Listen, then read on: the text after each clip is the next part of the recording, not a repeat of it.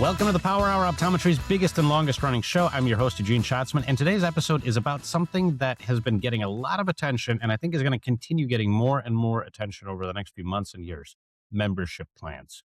My guest today is Cody Tomasik from DirectOD.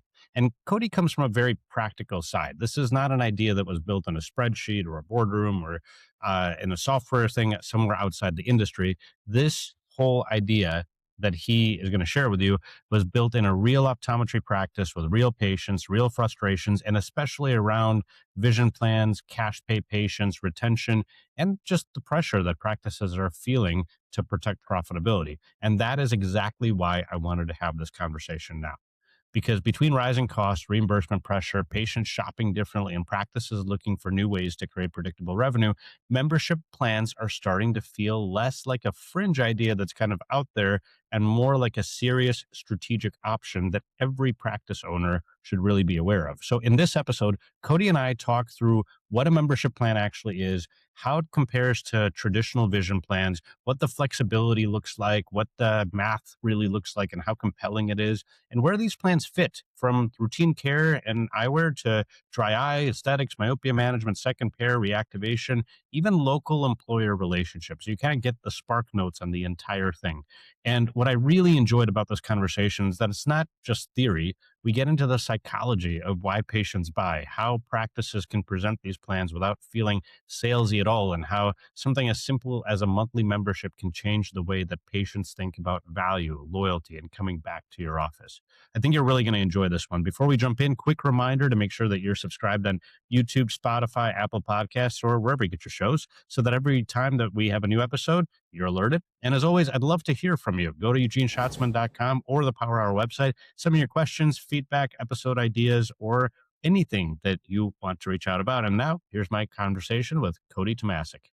Cody, welcome to the Power Hour. Excited to have you on the show. Thank you for having me. Yeah. So here's the thing. We're going to get into the backstory in a little bit. The reality is I brought you on the show because I see practices using your tools to get massive ROI, like 1,000+% ROI. And I think I want to dive deeper into this topic of membership programs. And for some of us, it's going to be a deeper level of education and a better understanding of what a membership program is. So that's where I want to start. Just give me a quick explanation of what a membership program is, how it's even relevant for an eye care practice. And then we're going to go and uncover, we're going to go deeper and deeper, layer by layer. For sure. So I always go back to, I love starting at those basics. So really, with practices and patients being acclimated to the idea of insurance, that's the common comparison.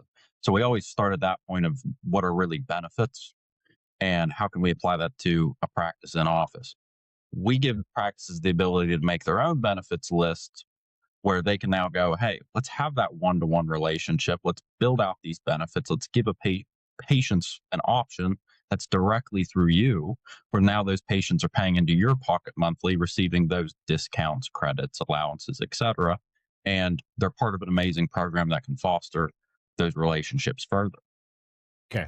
So this is so it's in the eyes of the patient, this falls into the category of, VSP or IMED or whatever insurance company they do or do not have. So instead of paying a monthly payment to the insurance company, they're paying a monthly payment to the practice, right? To ABC Eyecare. And if from the perspective of the practice, you get to build a benefits package that ultimately that allows you to kind of get an economic advantage over, I guess, what would be considered a standard vision plan. Is that right? Correct. So fundamentally, we looked at it in our practices was right now we're kind of forced to give these benefits. We accept X insurances and we have to give those benefits irregardless, but we have a third party dictating our flow of revenue. Why do we have to have a third party dictating that flow of revenue? Whenever we could have we could still provide those patients the same or better benefits and increase our cash flow. It just kind of made common sense to us. And maybe give a little bit of background here. So when you say your practices, what do you mean?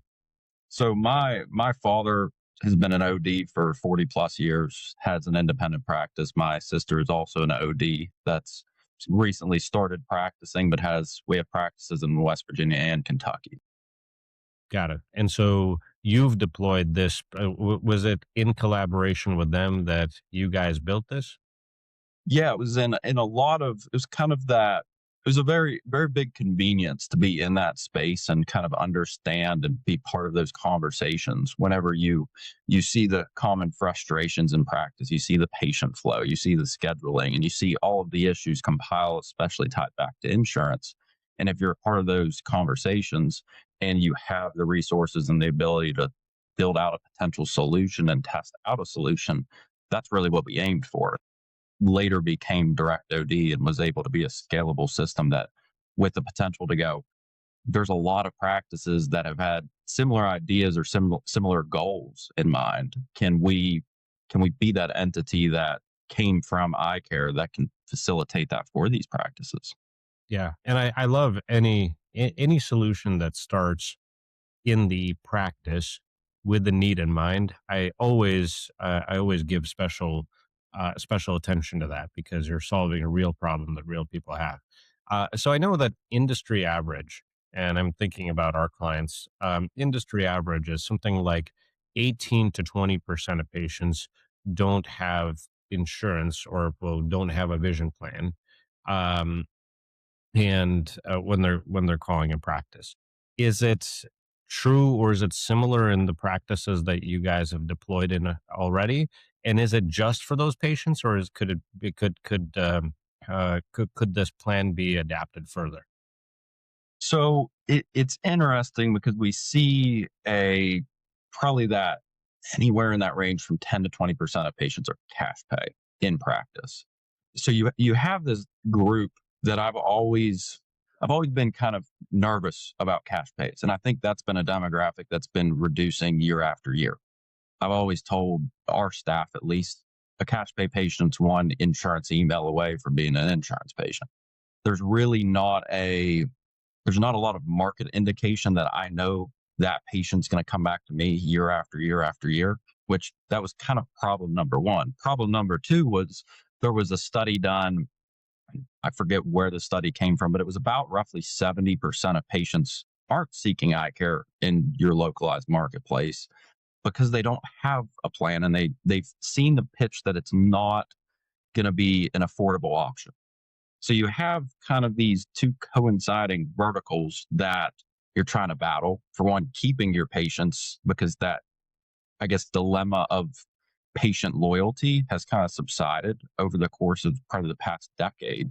And it's more become, there's more economic indicators as to is that patient going to come back to your practice or not versus, and then you see that tie over to the other side that you have patients that aren't even seeking that annual cycle of care because they don't want to get on insurance, but they also don't want to be a cash pay. So where's that option that meets in the middle? Yeah, and that's interesting because let's talk about some applications and maybe get into some concrete examples of some of these benefits before we start thinking about their uh, broader relevance.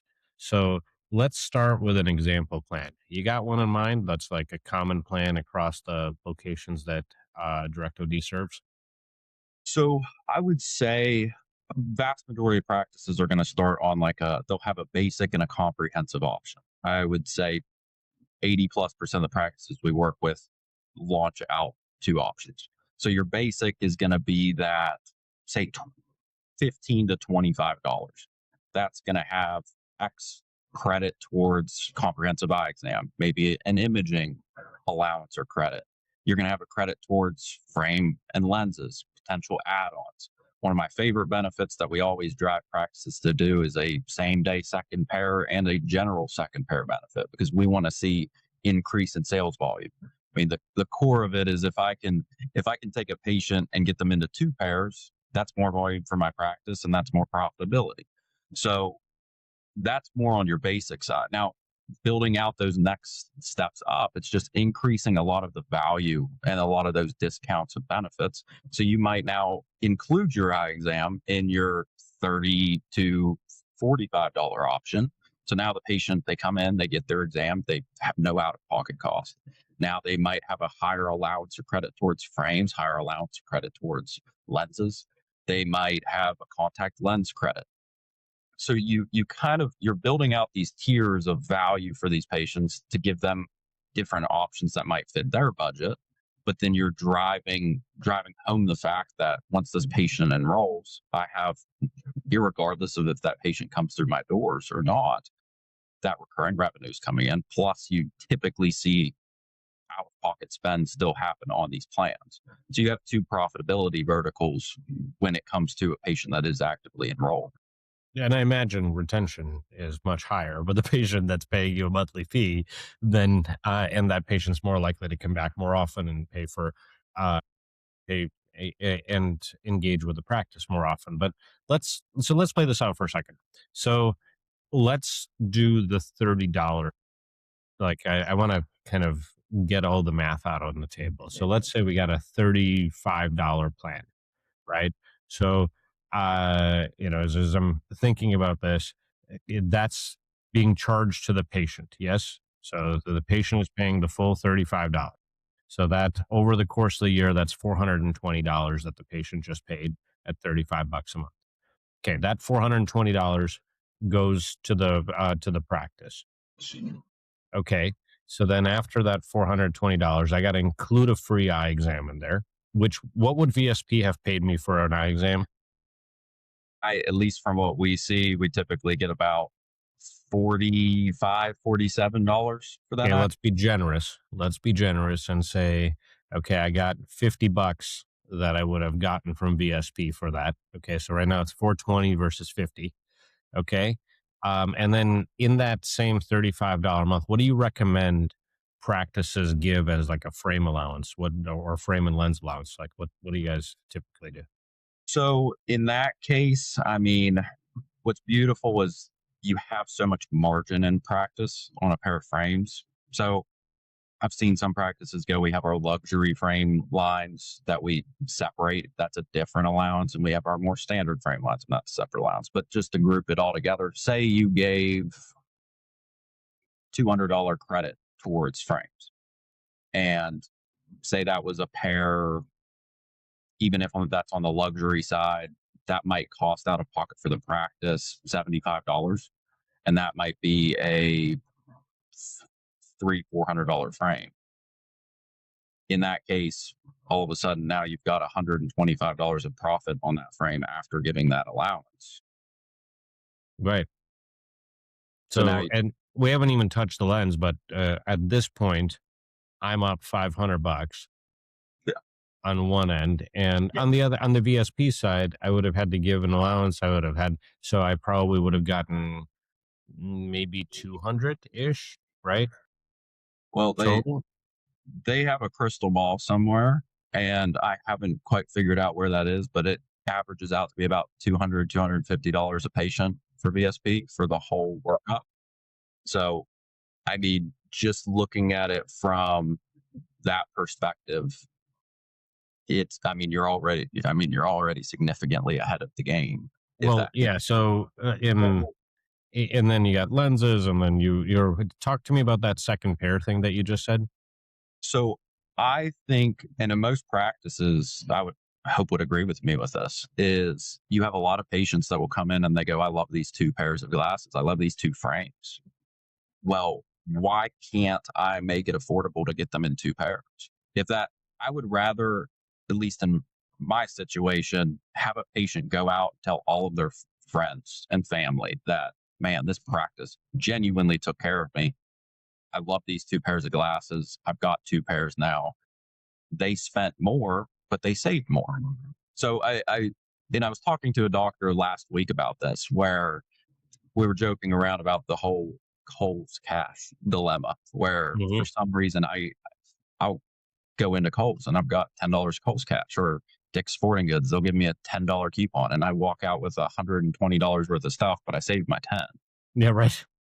I'm still happy to say I'm more focused on the 10 versus what I'm actually spending. And you see those same exact kind of retail situations happen when you apply these to these plans.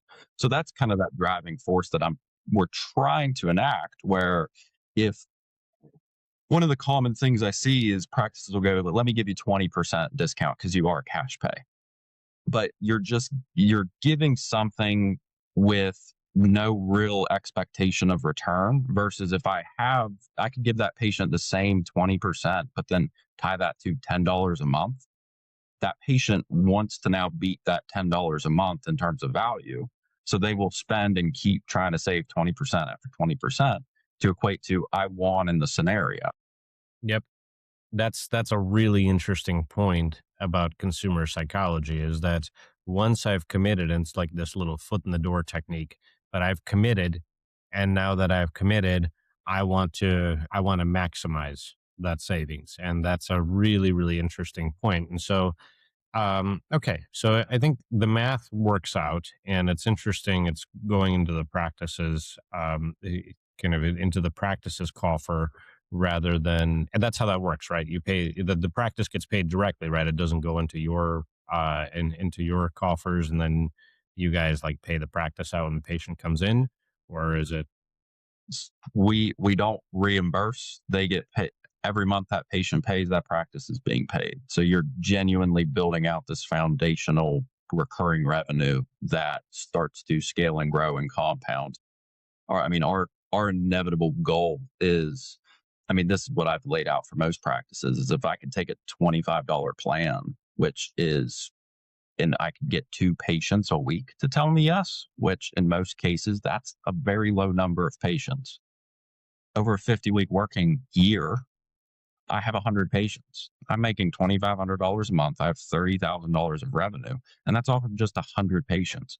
And then we take that to scale, which is really the beautiful thing in this situation, is if you have a practice that's seeing 5,000 patients, what is 100 of those patients? What could a practice in that situation do in terms of scaling that recurring revenue? Yeah. Yeah, and let's keep going, because my impression, and I don't know if you have any data to back this yet, but my impression is that that patient that is paying the monthly fee is way more likely to come back at the 12-month mark than the 18-month mark, or whatever the industry average is. I think it's 18 to 22 months based off of some of our data, but depending on your recall reactivation, maybe you do a little bit better, maybe you do a lot better, but still, very few practices are better than 14 months for returning patients. And also, that patient's way less likely to drop off, right? Because this is a cash patient that you turn into a retention play. Where I agree with your point that you made earlier in the show, which is that I believe that those cash patients feel like they have choice. Whereas insurance patients feel like they're kind of like bound to whoever takes their insurance, and finding somebody else who takes their insurance is harder work than, like, I'm a cash patient. I can go anywhere. I got real credit cards in my pocket. But here you've tied me to you for a long time. And you're right. Like, just $25 a patient per month. You're right. I can get 100 patient, $2,500 a month plus a retention stream. That's fantastic. Now, the thing is, and I've thought about this too, is we have clients that have added aesthetic businesses to their to their um to their optometric practices. And almost always when we build out the strategy for those, we advise that, like, you have to have a membership plan in your aesthetic business, because that patient needs, usually it's tox plus, needs botox and something else on a clear frequency. And so you are grossly underserving yourself and that patient if you don't put them on a membership plan, because you can give them a discount on their tox, but then they also get uh, 50% off facial and 20% off this and whatever percent off whatever, which are all high margin services. So, could we apply the same logic of using your membership program, not just for exam and eyewear, but could we apply that to like higher value services? Do any practices do that? Oh, 100%. And to touch on just the aesthetic side, I think one of the suggestions I always make is recurring revenue. I've always looked at it, it's kind of a game, and it's a really fun game because you're dealing with kind of that consumer psychology and that consumer frequency. So if I was an aesthetics practice doing Botox and I put, hey, you pay X number of dollars per month, and per quarter, we're going to give you X treatments of Botox. Now, I can cover my costs, but per that contract on my plan, you get X treatments per quarter. What if the patient misses a quarter? They they lost that benefit for that quarter. Now they're into the new quarter. They get X treatments. So you have this ability, and I mean, we're all susceptible to this. Is like, I mean, I could pull up probably my credit card statement and see there's Amazon Prime, HBO, Netflix, all of these different things. And I'm like, I haven't watched that one for months, but I still pay for it. So if we can apply that in the same situation where now we're simply creating the door to access the practice and giving the patient the option, we know in just patient trends how patients don't stick to this really strict cycle. So if we could apply that to specialty services such as Botox, now the practice has the ability to not only stay the same, but get ahead from patients not like I would rather have a patient on a plan that goes, hey, you have X treatments of Botox. If you don't show up, I'm still making revenue. If you do show up, you get what's in your plan. And that keeps rolling over and over. We see that with dry eye. We see that with Neuralens. We see that with Well, all. so let's talk about how you see that with dry eye. So how do dry eye plans work? So dry eye, it varies a lot. I mean, it's all dependent upon what the practice actually has. I mean, I've seen it all the way from practices putting dry eye benefits and more comprehensive options as more or less a leader into the space. Or you see patients that are more, they actually genuinely need those services. And you see a lot of these practices that they'll have, okay, let me cover my cost with the upfront cost of the plan, but then my profitability is on the recurring level. So if it cost me $500 to actually get whatever dry eye treatment, or that's where I needed to be, that might be instead of charging the patient $2,500 upfront, I made $500. Now I might add $100 a month on a plan where a patient now has kind of this hybrid option of a more attractive upfront cost with a recurring option.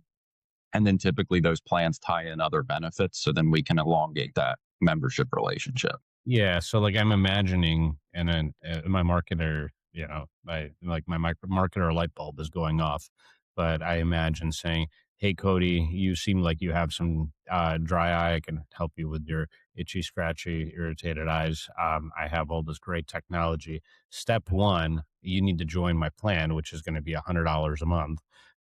Step two is that's going to give you 40% off your first treatment. So it already pays for itself, for the well, over and over, but it's gonna give you 40% off your first treatment, is gonna give you 20% off your second treatment, and also is gonna give you a free face mask we're gonna send you where you can come pick up some sort of eye wellness kit every once in a while. And also will I'm just imagining what this looks like, but it becomes a discount offer. You don't need, but on the other side, I can see, and I don't know if practices do this, I can say, hey, Cody, $300 a month. And now it's a financing mechanism for a really advanced plan. And we're going to do treatments every, I don't know, let's call it 6 to 8 weeks, but it's a financing option now for X number of treatments for your full year of dry eye service. And also see this work with, anything, myopia management, right? You could do, the problem with things like myopia management has you've got a high upfront cost to the practice, right? If you're at lenses or something. So, what happens if a patient drops off the plan? Is that a good candidate, or is it better to do it where you have to provide continuous service? Well, my whole goal with quite literally anything specialty related, I always trend on the side of safety of going, if there is a cost to the practice for service or goods, charge that as the upfront cost for your plan, because we absolutely want to keep practices always in the green. Now, whenever you look at the profitability, so if say X lens cost the practice $300, I need that patient to pay $300 up front. Now I can add in my profitability after. And I think it also triggers a unique mechanism where I would rather a patient have access to a specialty plan that fundamentally rolls into more or less of a comprehensive option, keeping that cost, that recurring cost lower. Because at the end of the day, I want that patient to be on there for the next 5 years. I don't want that you did a 12-month term and after that 12-month term, now you're off my plan. So can I tie into a specialty service on more of a hybrid level, but then roll that patient over to you still have your more general benefits, which overall increases the value of that plan in general, but adds a lot of options on the table. And it really is unique to see some of these practices come up with different options and those different pricing structures, but we always push them towards that side of security. And that's kind of part of our review process of putting eyes on things and being able to factor out that math. Yeah. Okay. I'm loving this conversation. I think that it's so interesting. As I said, my light bulb, my marketer light bulb is going off. My patient experience light bulb is going off. So here's what we're going to do. We're going to take a quick break. And after we come back from break, we're going to talk about how you actually implement this in a practice because this is new, right? There's some change management that needs to happen. So I want to hear what you've learned, where it goes poorly, where it goes well. And we'll be right back on the Power Hour. Hey there, it's Eugene, and I want to let you in on something. So, you've been to conferences before, you've come home fired up, and then Monday morning hits and it's back to the grind. The ideas don't stick, the plan never gets made, and 6 months later, your practice is in the same place. So, I know that pain. I've been to those conferences with you, and that is not happening at this new event called Eyecare Boss Live. You've heard the story of Eyecare Boss, and now there's an event, Eyecare Boss Live. It's September 16th through 18th in Cleveland, 2.5 days. We're bringing together 200 of the best practice owners in eye care for a one of a kind event that combines speakers, peer learning, mastermind groups, and industry innovation, all designed around one goal. You leave with a 90-day plan and you can actually execute it and get stuff done. And we're going to tackle some real stuff: exam only rates, revenue per patient, people problems, leadership, AI and technology, specialty growth, the things that keep people up at night. We're going after it. And we're doing it in a room full of practice owners that are just as serious about growth as you are. This is not a conference. It's not a seminar. It's something different. There are only 200 spots. So if you want to be in on this, this is not publicly announced, just on this podcast. Go to thepowerpractice.com, click events, click apply now. This is invite only. It's not for everybody. So you have to apply. We'll ask you a few questions. And if it's a fit, we'll invite you to register. This event, Eyecare Boss Live, is going to sell out. Do not sit on it. I invite you to apply right now. All right, we're back in the Power Hour having a fascinating conversation about the possible implementation of membership plans inside of eye care practices. And the reality is that this being a homegrown solution to eye care, like built in eye care and being eye care grown, is really, I think, adding a lot of interesting color to this conversation because I now want to know where I want to go next is, okay, fine. Eugene Optometry decides that we're going to do membership plans. I'm going to call you. You're going to help me build my first few plans. Maybe I got my $25 a month for my, for some patients. I got my $50 a month for, like my really high end plan. And maybe I even built myself $100 a month for something specialty related. Okay, cool. Now what? Like, how do I get this operationalized? Because obviously this is, um, I think the reality is that I now want to get patients on this plan. I want to let people know that this thing exists. Like, what are some best practices? What's worked in your practices? What's worked in some of the clients that are most successful with this? So it's really, really interesting. This is kind of like the sweet spot of our original focus was 5+ years ago. Because we looked at our practices. Practices are busy. You don't want an absolute disruption to that workflow. And you don't want something to flip your world upside down whenever you're trying to make improvements. There's always minimal changes in anything that you do, but how do we make it easy? And not that sales pitch easy, that genuinely this is something that's not very difficult to do. And that's really where we tied in systems with kind of that co-management into what a practice does. So kind of the first step of that whole process is what does the practice actually get with us? And we built out a hyper comprehensive system that allows you to actually manage all of those patients that do enroll. And that's kind of that home base piece. So whenever I'm staff within the practice and I'm trying to see who is on my plan, how do I enroll patients, all those fundamental steps, that's where you go. And that's probably the biggest piece of the puzzle that practices are in every single day. Now, when it really comes down to obviously any plan that you launch, the big goal of it is enrollment. And that's by far the most important piece of our puzzle. And we give practices multiple options. So probably the biggest option is, I call it kind of our miniature website, our enrollment process, or our link that we give to practices. Every practice has their own custom enrollment process.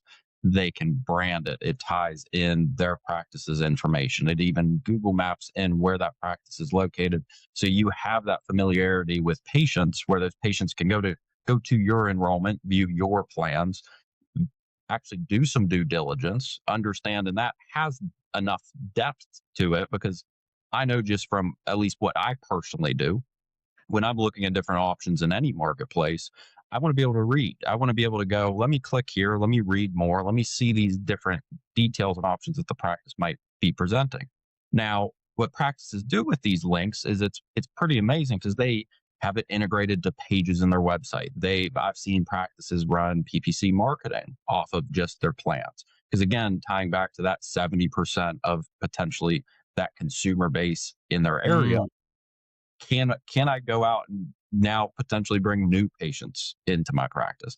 I mean, what we do is we put, whenever patients book an appointment with us, almost every practice does this, but they get those appointment confirmations. The next email they're getting is, hey, we want to introduce our new in-office options.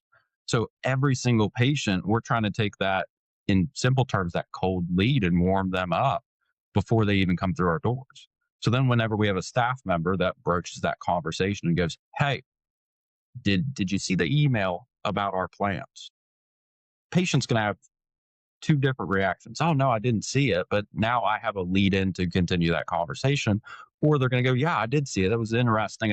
I might not have taken too deep of a dive on it, but I also have kind of this roadmap to a conversation. So we're always suggesting practices to maneuver this piece in a couple different directions that makes it easy to introduce. Because one of the, I guess, big dilemmas that goes around Eyecare is, because it's such a retail dominated space, you have a lot of practices that don't want to emphasize on sales, but still have to do sales. So how can we make it a very light touch point sales process to be able to get your plans to patients? And obviously the relationship of that patient being a patient that's coming to see you helps enormously. But so you have kind of, starting off, you have your core system that's kind of your database in a sense of where do patients that are enrolled go. You have your enrollment process that's custom, that can be dropped fundamentally anywhere. You can enroll patients directly through that system. Again, we see a lot of Medicare age patients that go, if you give me a QR code, there's no way I'm about to scan this and go do this myself. So we have to have options for them. And then kind of the cherry on top is we have a phenomenal invite process where we've always wanted to nurture interest. And that's been one of our fundamental goals, because you have a lot of patients that'll go, I love what you guys are doing. This is really interesting. I need to think about it. And the standard practice reaction would be, well, give us a call whenever you have thought about it. Yep.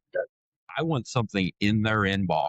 I want something that I can actually build in messaging to, that can give them the appropriate reminders to go, hey, click on this link, take a look at it, actually divulge that information, and let's potentially get the ball rolling. So those are kind of our core three pieces in terms of enrollment that really, really fundamentally work together to create some pretty positive situations for those practices. Yeah. So listen, as I'm hearing you talk, so more practice management ideas are going off in my head. So, and I think fundamentally, the unlock for me in my mind is that this isn't just a fringe thing for some patients who don't have insurance or something like that. That I would, as a provider, I have to agree that I would rather put a patient on a membership plan than have the patient be part of any other, we'll call it benefit structure, which, could be managed vision care. With that in mind, so like I now think that way. With that in mind, I want to let everyone know that I have this. Even my VSP patients, even my IMED patients, even whatever. Like, but of course, I want someone who has, let's call it one of the crappy reimbursed plans, who I'm thinking of dropping anyway. Of course, I want them to convert to my own membership plan. So there's a psychology in structuring these membership plans, and it's like if we have time, I want to come back to the psychology a little bit more because it's such a fascinating human, like, consumer choice element. But let's just keep going with this train of thought, which is that there's a psychology to structuring these plans in a way that makes it really attractive to patients who don't have insurance, but also to patients who do have benefits, and they be like, oh, I can maybe stack my benefits or do something, right? So then you get into this mindset of, how can I let patients know? So based off of what you just said, I wrote some things down and then I like added a couple of my own.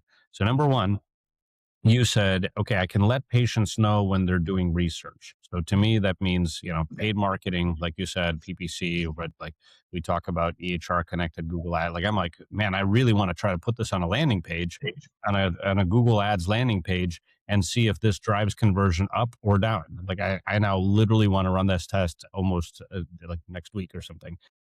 We got to get one of our clients in your plans, or we probably have some clients who are already on your plan. So let's, I'm definitely want to test this out, because for optometry, price transparency has always been an issue, right? How much is an eye exam? Well, I'm not going to put that on my website because I don't want to drive people away, right? Because I'm not 2 for $99 or whatever, whatever cheapo corporate is doing. So but I could have, this is an optional lever for price transparency, because I could say, hey, I've got a plan for where for $20 a month, you get an eye exam, plus you get frame benefits, plus you get this. And all of a sudden it's like, well, that price transparency feels pretty good. Like these guys really want to take care of me as a patient. Okay, so this is at the patient acquisition model where you can test it with Google Ads, you could test it with SEO, you could test it as just an element on your website or on your Google business property. Okay, interesting. Second, I think that this is a patient acquisition module at the point of the phone call too. We didn't talk about this, but I think about how many new patient phone calls end up getting not booked. And I go on this freaking platform, and this is my little stump speech all the time, is like, this is the leakiest part of the bucket in optometry, is the phone capture rate. And the fact that we as an industry are booking 15% of new patient opportunities into our schedule and letting 85% of those patient opportunities just be money that we set on fire is ridiculous. Oftentimes, the reason we set those on fire, I literally just listened to a bunch of calls with a client last week. How much is an eye exam? Well, it's 179, and then if you have contact lenses, it's another 59, and then and all of a sudden the patient like, wait, so that's like $250. Okay, bye. Like, no. How much is an eye exam? Oh, do you have any? Well, would you like to hear about our in-house plans? Because typically we can include an eye exam starting at $20 a month.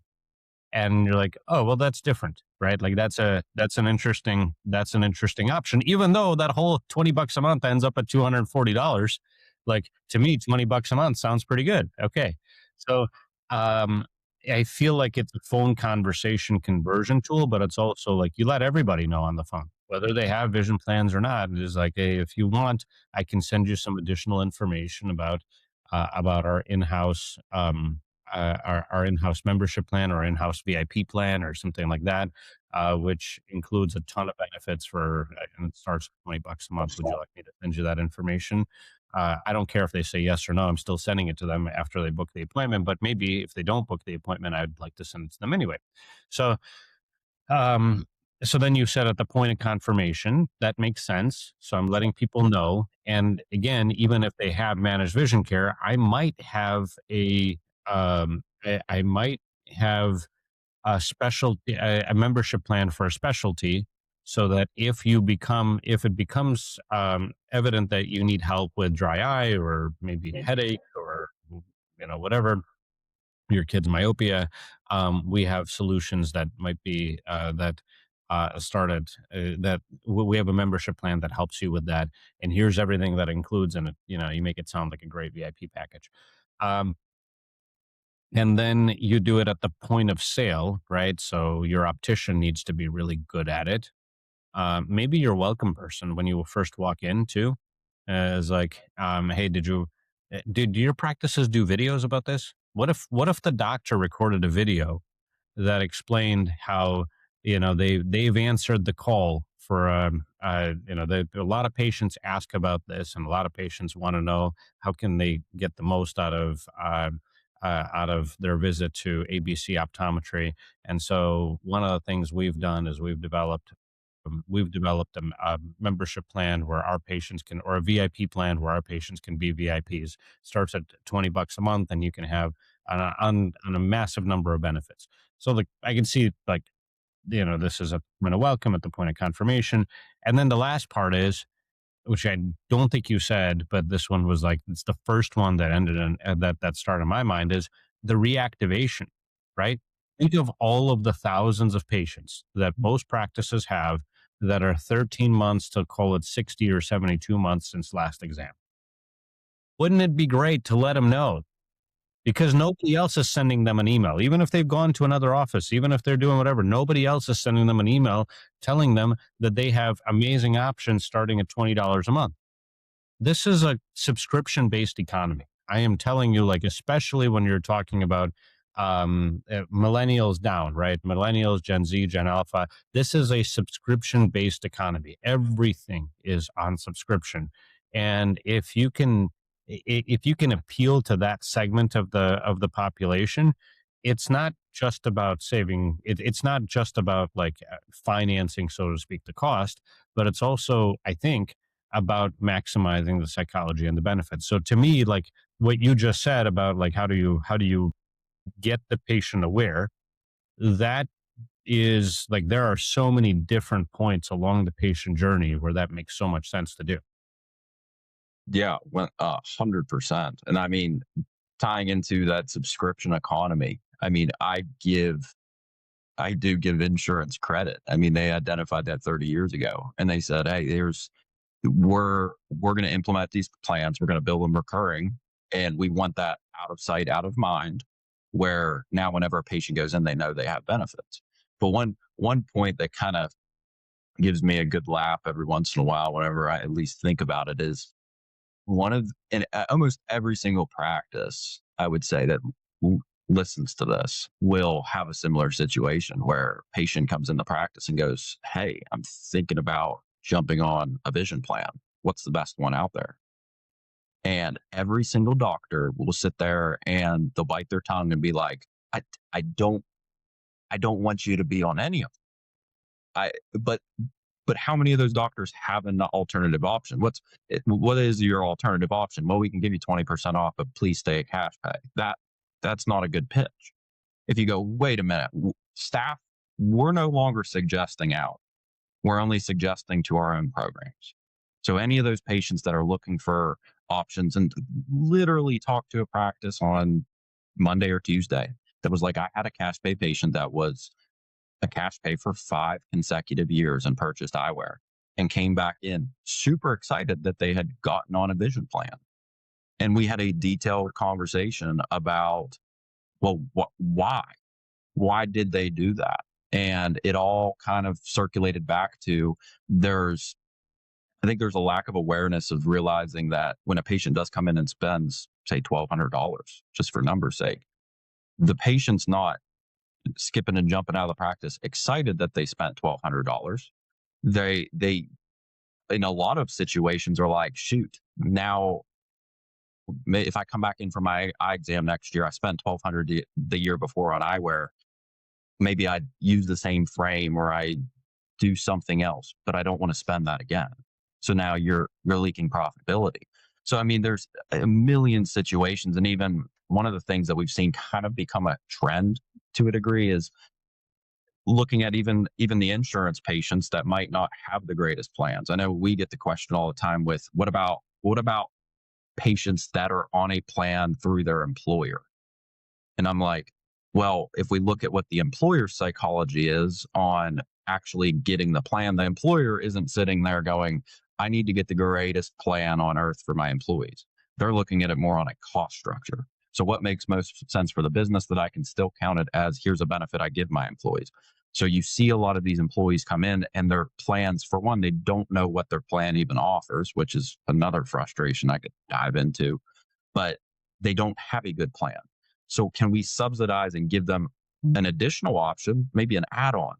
Let's do a warranty program. Maybe if you needed an extra allowance, but you wanted to do $10 or $15 more a month, can we have this option that maybe subsidizes because maybe that patient's in progressives and their plan through their employer isn't going to cut it. So you see a lot of this maneuverability to really, I mean, tailor things to what patients' needs actually are and what you can identify in your area. And that's from your more urban areas all the way down to your more rural areas. Every single practice could pick out 10 different situations that could very easily be solved by having more options on the table for these patients. Yeah.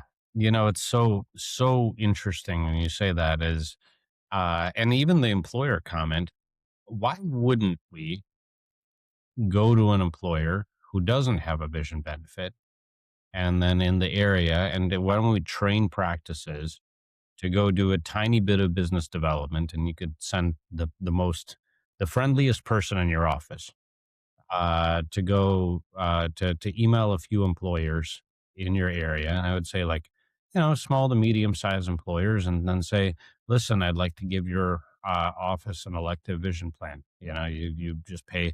You can pay $10 a month, and it could be the crappy plan, but at least it's going to the practice. But it's $10 a month that includes some version of an eye exam, and it includes and you can customize it, right? Like, there are some employers who want safety eyewear, who safety eyewear is required, right? And if you think about industrial employer, okay, great, we'll give them 50% off of safety eyewear as part of this. And then there are some employers who, there may be, I don't know, like a law firm or something like that, where all you're doing is you're saying, hey, I'm going to get them in the door because I know that those employees are more likely to spend money because they're white collar jobs.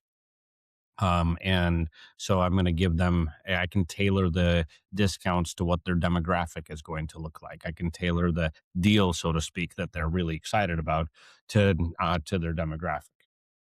Well, I mean, we have a full scale. Like when a practice comes and works with us, they not only have their patient plans, but they also have access to a whole business plan side. And that was one of those things that came up in, I think, 2025 a lot. There's like this boom within our clientele of like, I need to go talk to every small business. And it was intriguing because we looked at it as what is the most appropriate pathway to kind of cater to every need.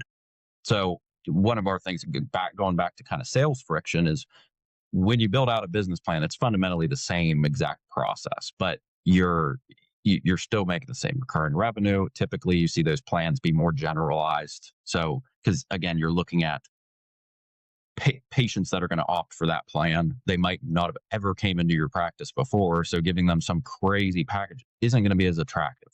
We're going for the patients that are, hey, this is what I'm can get through my employer, so let me go to this practice. But the neat thing of how we did it was we left it where the employer can create an account completely free. And that was probably I think, one of our wisest decisions because we wanted it frictionless. We wanted to create another marketing engine where if I go to an employer, say it's the local coffee shop and they have 5 or 10 employees, if I approach that business owner and I go, hey, we have another option in our practice, I'd love it for you to just get an account. That employer goes, yeah, why wouldn't I get an account? It doesn't cost anything. Mm, Just give this enrollment to your employees. Now I have this layer of marketing where now I'm not only am I establishing a relationship with a local small business that might potentially go, hey, can I put some rack cards at your POS system about my practice because we all already kind of work together. But now half of your employees are also on my plan and they get great benefits because now the employees themselves, rather the employer can opt to go pay for the plan for the employees, or the employees themselves can go, hey, I want this as an option. That's a great point. Is a lot of small businesses want to say we offer vision without having to quote offer vision and pay for it. So they can say we offer vision benefits. You just, it's through ABC Eyecare and it's direct to them. And here's the plan you sign up for. And if you want, and it can be literally any, like it costs them nothing. It costs, so that's a really, really smart point. And so you guys have like a whole portal where the employer can jump in and do that particular thing. Yeah, and they get their own. Every business gets their own enrollment process. You can even curate it down to if you had a specific business that you needed to do a very specific built out plan for, you publicly would never have to show that plan anywhere else. But that plan could be built for, say, X manufacturing company that you work X deal out with. Where now you're getting into I mean, you're opening a huge door for some of these practices. And what's even funnier is we had a lot of situations from clients where they launched their patient plans. And then next thing you know, they have local small business owners that were already patients going, I love this. Like, I want to enroll me and my family. Do you guys do anything for the business side? Because I'd love to Mm. be able to bring this in. I mean, it's very open ended, and we left it that way to give the most flexibility, so it's not as rigid. Imagine the time it saves for a business to be able to go, let me just get this. I'm a small business. I'm not trying to get locked into anything crazy with some major VCP.